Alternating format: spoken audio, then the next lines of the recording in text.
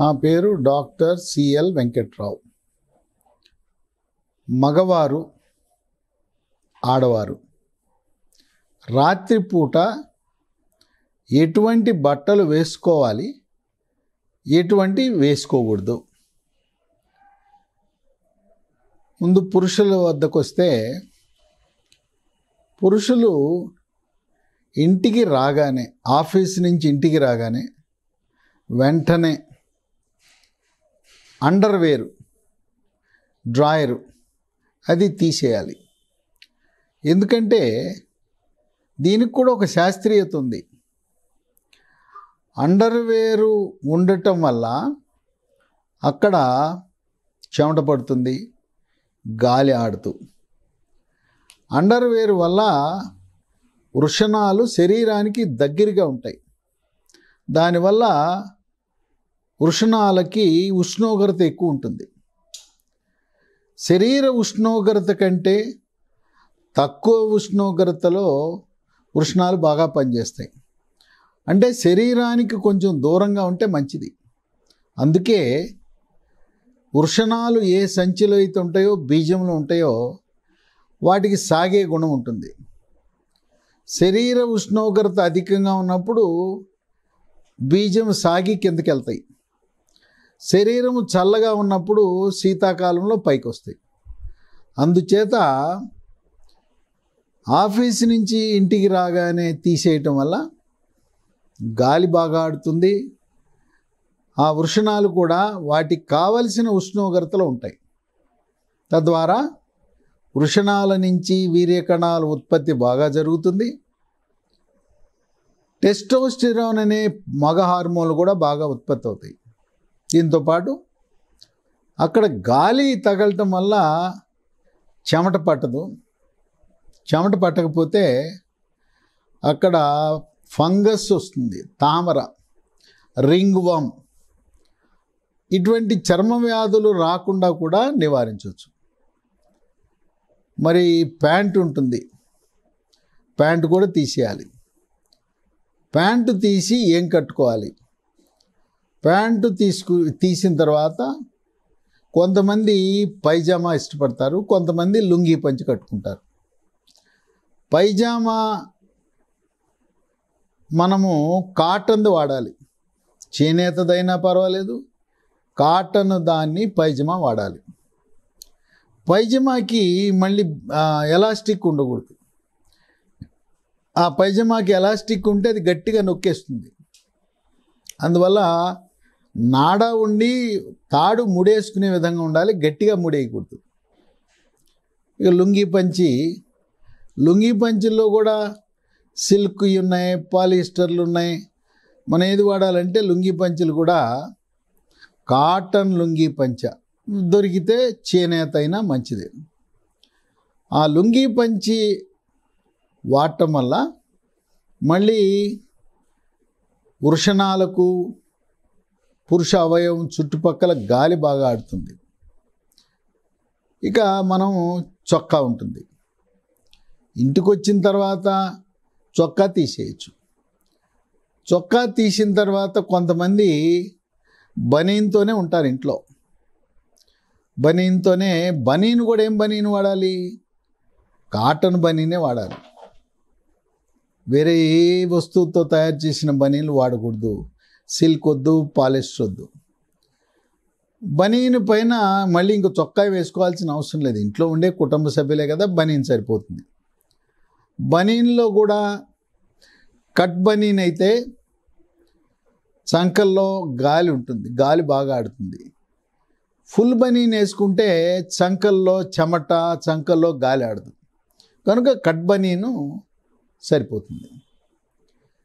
ఇక బనీన్ తీసేస్తే కాటన్ చొక్కా, హాఫ్ షర్ట్ వేసుకోవచ్చు. లేదా పైజమాకి సూట్ అయ్యే విధంగా లాల్చి, తెల్లటిది ఏ రంగైనా కాటన్ది వాడాలి. ఈ విధంగా పురుషులు తమ యొక్క వేషధారణ ఆఫీసు నుంచి ఇంటికి వచ్చిన తర్వాత దీన్నే రాత్రి కూడా ఉపయోగించాలి. దీనివల్ల ఆరోగ్య ప్రయోజనాలు ఉన్నాయి. ఇక మహిళలు కూడా ఇంటికి రాగానే సాంప్రదాయ దుస్తులు, ఎక్కువ మంది భారతదేశంలో చీరలు వాడతారు, కొద్దిమంది పంజాబీ డ్రెస్ వాడతారు. ఈ చీరలు పంజాబీ డ్రెస్సులు తొలగించి నైటీ వాడటం చాలా కంఫర్ట్, సౌకర్యము, దాంట్లో ఆరోగ్య ప్రయోజనాలు కూడా ఉన్నాయి.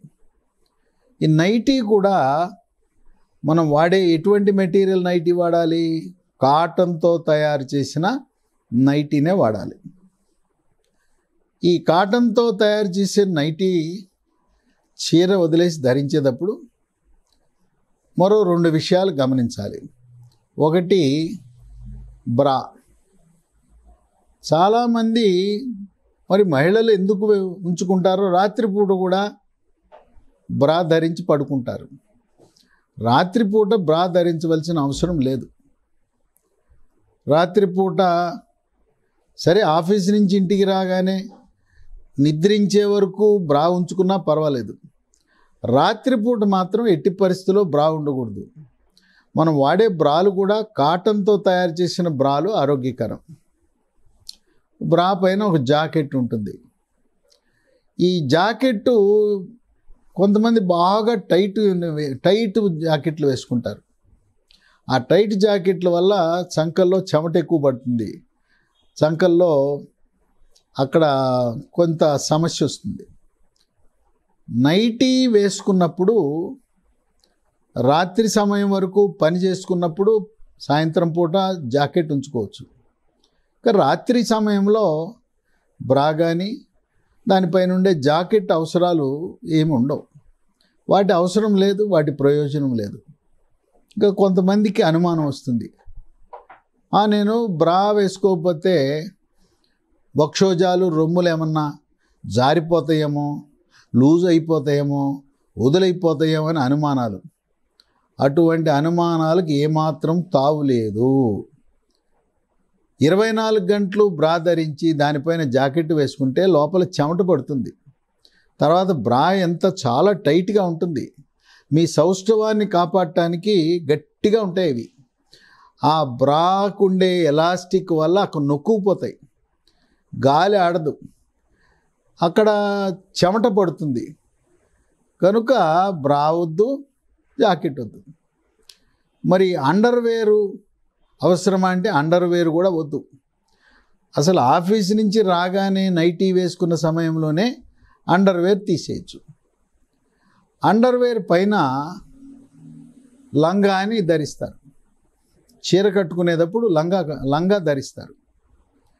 ఈ లంగా అవసరం ఉందా లేదా అంటే, సరే నిద్రించే సమయం వరకు లంగా జాకెట్ 2 ఉంచుకుని పని పూర్తయి పని చేసుకుంటున్నప్పుడు లంగా జాకెట్ 2 ఉండటం అనేది కొంత ఉపయోగపడుతుంది. ఇక పడుకోవడానికి, తిని పడుకునే సమయంలో మాత్రం ఒంటి మీద బ్రా వద్దు, జాకెట్ వద్దు, అండర్వేర్ వద్దు, లంగా వద్దు, కేవలం నైటీ సరిపోతుంది.